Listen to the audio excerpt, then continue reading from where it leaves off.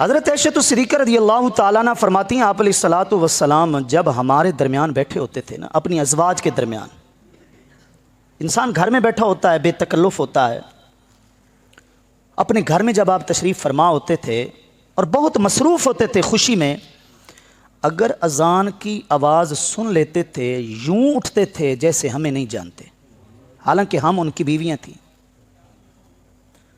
اللہ کا جب پیغام سنتے تھے یوں اٹھتے تھے ہمارے درمیان سے جیسے ہم اجنبی ہیں اور ہم سے کوئی جان پہچان نہیں ہے، کیونکہ اب یہ موقع ہے اس بات کے ثبوت دینے کا کہ گھر بھی ٹھیک ہے لیکن رب کے حکم سے بڑھ کر کوئی اور چیز نہیں ہے۔ اب اس کا الٹ دیکھیے، اس مثال کو ذرا دوسرے رخ میں دیکھیے۔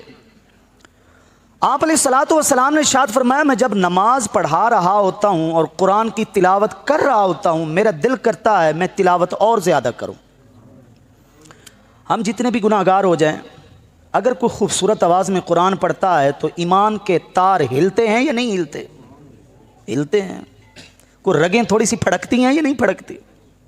جتنے بھی پاپی ہو جائیں لیکن کو ذرا قرآن کے ساتھ ایک قلب کا، روح کا تعلق ضرور ہے۔ تو جس ہستی پر خود قرآن نازل ہوا ہے اس کا پڑھنے کو کتنا جی چاہتا ہوگا۔ ایک مرتبہ آپ علیہ الصلوۃ والسلام نے حضرت عبداللہ بن مسعود رضی اللہ تعالی عنہ کو فرمایا اقرأ علیہ، اے عبداللہ بن مسعود آج تو قرآن پڑھ اور میں سنتا ہوں۔ حضرت ابن مسعود رضی اللہ تعالی عنہ نے عرض کی اقرأ وانزل القرآن علیک، قرآن نازل بھی آپ کے سینہ اقدس پر ہوا ہے اور پڑھوں میں؟ میرے آقا نے فرمایا انی احب ان اسمع من غیری، آج دل کر رہا ہے کہ کوئی اور پڑھے اور میں سنوں۔ آپ کو تو اتنا ذوق تھا، آپ کو تو اتنی لگن تھی قرآن مجید پڑھنے یا سننے سے۔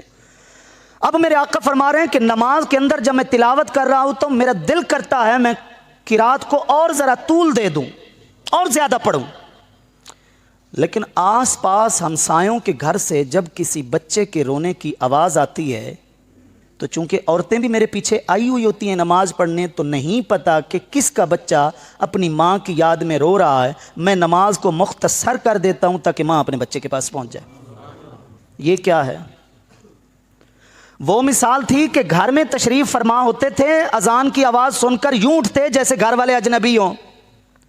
یہ مثال ہے کہ رب کے قرآن پڑھنے میں مصروف ہیں، کسی بچے کے رونے کی آواز سنی برداشت نہ کیا اور نماز کو مختصر کر کے ماں کو بچے کے حوالے کر دیا۔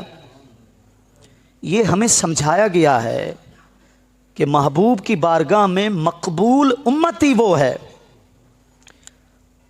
جو بندوں کا حق ادا کرتے کرتے کرتے اتنا نہ آگے چلا جائے کہ اپنے رب کا حق بھول جائے، اور رب کے حق کے نام پر بھی ایسی بے فہمی کا اظہار نہ کرے کہ بندوں کا حق بھول جائے۔ دونوں کو لے کر وہ چلے۔ یہ وہ طرز تبلیغ تھا جو آپ علیہ الصلوۃ والسلام کو اللہ نے نصیب کیا اور آپ نے اپنی امت کو نصیب